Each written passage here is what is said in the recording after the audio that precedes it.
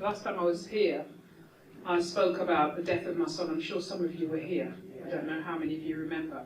I mean, some of you will anyway. But I talked about, his accident and how he died and so forth. Yes. Basically, I'll just say he died in a motorway accident. It was 3 years ago, November the 6th. The driver fell asleep and he died. So you can imagine. I don't even want to say much about that. But it's been 3 years now, and since then, my son Miles, it really blew his mind. It took him off on a different trip. I've just watched him drift, and as a mother, it's just so difficult when you don't know what to do. But pray. You don't know what to do. There's nothing that you can say. You say, "Oh, I'm here. If you want to talk, I'm here. Go see a counsellor." He just didn't want to talk to anyone. And he was angry, just like he said, he was angry. He was so broken. Sometimes, occasionally he'd say to me, "I just want him back, Mum. I just want my brother back." And you can't give him back, can you? And he just drifted. Sometimes I wouldn't see him for days, just gone off, do his own thing. Then one day, I just got the call to say that he was locked up, and I just fell on the floor and I was crying. He's my nephew, my grandson, called me to tell me, and he dropped the phone and he was crying because his uncle's locked up, and I just didn't know where he was. I had to find him. When I found him, the policeman says, "Yes, we have him here." I said, "Can I talk to him?" He said, "Yes." And I heard his voice. I hadn't seen him since the middle of December. And when I spoke to him, it was like February. And I said to him, "You all right?" He says, "Yes, I'm fine, Mum." And I says, he says, "Mum, will you call me later?" I said, "Yeah, man, of course I'll call you later." Didn't ask him nothing, Loved your sermon this morning. Amen. Touched me this morning. Because when our children do things, we just want to tell them off, don't we? And we want to beat them and tell them the word. You ask him, I've never ever spoken to him about what he done. Because he knows what he's done.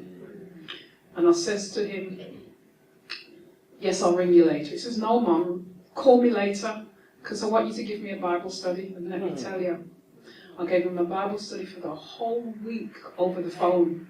And because of the nature of the offence, he was on 24-hour watch. And so the policeman got the Bible study too. Yes, because they have to hear every conversation, don't they? And let me tell you, they got the Bible study too. And I think most of them went to church, if I remember. They do go to church. But Adventism is a different thing, isn't it? So, I started telling them about Adventism. I said, "No, it's not Sunday, it's Sabbath." And we went from Genesis to Revelation. I went in the Bible.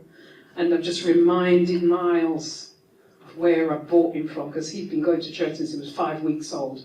So it's nothing that he doesn't know. I know he knows. But you see, when you give your children those roots, whatever is in you, whatever situation you go through, that's what comes out. It cannot be forgotten. And I thank God that he's enabled me to do that for him. He's my only son now. The other one's gone. He's my only son. And every day I say to God, I cannot save him, only you can. You do the work. I'm leaving him in your hands. Because if you don't do that, you're going to internalize everything. It's going to kill me too. Because I can't cope with this. I can't deal with this. I'm a human being. But I put myself in his hands so he can use me to help him. And that's all I can do. But I'm glad, God has saved him. Because he had another case and he was looking at 8 to 12 years for something that he didn't do. And you and I both know that if they're going to set you up, you're going down. You're going down because they said so. But you see the God who I serve. Amen. He says no. He says no, he's not going back there. And even when we got in court, they tried to set him up. The policeman tried to set him up by leaking evidence. God still says no in court. You see, when God is in court for us, and so he will be in court for every one of us that live that life, he will be in court with us. When we have to stand and vindicate his name. So, I'm just glad that God has, taught me in the way that he has, so that I can then teach my son. I love him dearly. Sometimes when I look at him, my heart breaks. You know, because I know this world is so wicked, it just wants to eat up our boys. But they need to listen to their parents, keep that commandment, listen to your parents, and hear God's voice and serve Him in spirit and in truth. Because if they don't do it, they are gone. And when the enemy comes in like a flood, what does the scripture say? He will lift up a standard against him. So when the enemy comes and he's telling you about what is going to happen, you tell him about his future when he's reminding you about your past. Tell him about his future, because he's never going to be in heaven again. And you see, when we truly understand these things, we understand our doctrine, we'll serve God because we believe it in our hearts. So let us be parents that we need to be, so that our children can follow us. May the Lord richly bless you. And anyone in here, you're going through stuff with your children, it's about God. Give it to Him. We cannot manage it. Amen. Amen. Amen. Amen.